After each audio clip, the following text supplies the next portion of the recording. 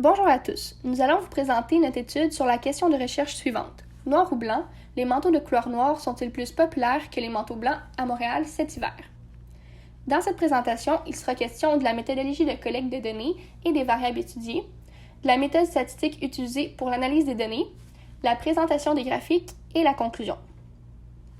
Donc, premièrement, la méthode d'échantillon que nous avons utilisée est l'échantillon aléatoire simple avec remise. Grâce à cette méthode, il était possible de recueillir nos données au hasard et il était possible de compter un individu plus d'une fois car il aurait été difficile de s'assurer de ne pas compter deux fois une même personne. Nous nous sommes positionnés dans les différents quartiers de Montréal sur les rues achalandées. Nous avons recueilli les variables suivantes. Les individus portant des manteaux blancs, noirs ou d'une autre couleur. Au total, nous avons recueilli 385 données. Il semblait aussi intéressant de comptabiliser d'autres variables, soit le sexe de l'individu portant le manteau. Donc, suite à la réalisation de notre étude observationnelle, nous avons récolté 385 observations. Par contre, étant donné que nous avons choisi d'effectuer un test d'hypothèse sur une proportion, nous avons décidé de considérer seulement les manteaux noirs et les manteaux blancs pour un échantillon total de 286, soit 276 manteaux noirs et 10 manteaux blancs. Ainsi, comme je disais, nous avons décidé d'effectuer un test d'hypothèse sur une proportion. Donc, si on regarde premièrement les conditions de validité de ce type de test, celles-ci sont satisfaites dans la mesure où notre échantillon est assez grand, soit 286 comme j'ai mentionné. Ensuite, pour les hypothèses formulées, celles-ci sont reliées à la popularité des manteaux noirs.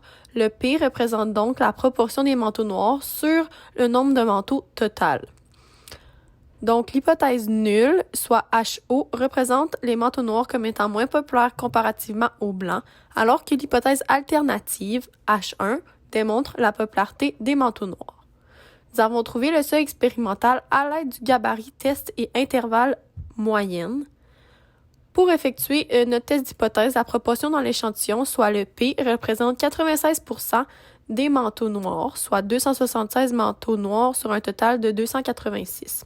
On peut donc déjà voir ici que les manteaux noirs sont extrêmement plus populaires que les blancs.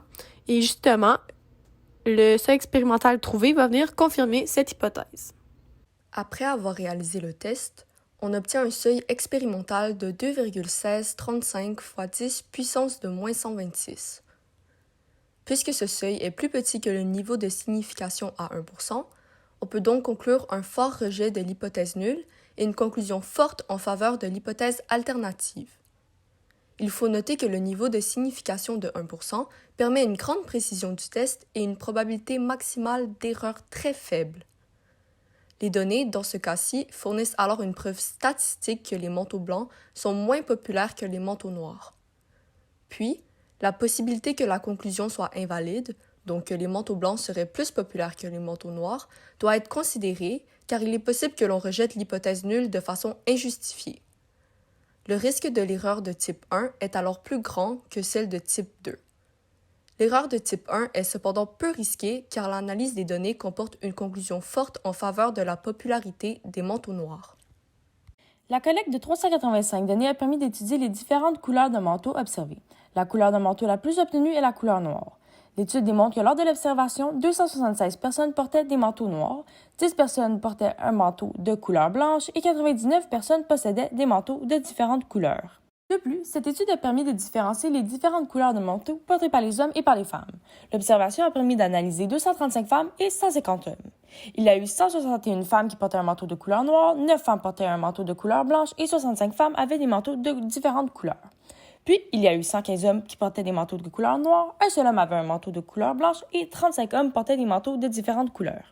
À la suite des résultats du test d'hypothèse, soit de rejeter l'hypothèse nulle qui constate que les manteaux de couleur blanche sont plus populaires que les manteaux noirs, puis de l'analyse des graphiques, soit d'observer un pourcentage du port de manteaux de couleur noire plus élevé, on peut conclure que les manteaux de couleur noire sont effectivement plus populaires comparativement aux manteaux de couleur blanc basés sur l'échantillon de 286 personnes. Évidemment, cette étude a connu des limites telles que le fait de pouvoir seulement étudier une partie de la population montréalaise, ainsi que d'avoir un temps restreint pour la totalité de la réalisation de l'étude. Enfin, les manteaux noirs sont probablement plus populaires que les manteaux blancs, puisque ceux-ci ont des avantages de plus, comme le fait qu'ils sont moins salissants et qu'ils absorbent mieux la chaleur du soleil. Merci de votre écoute.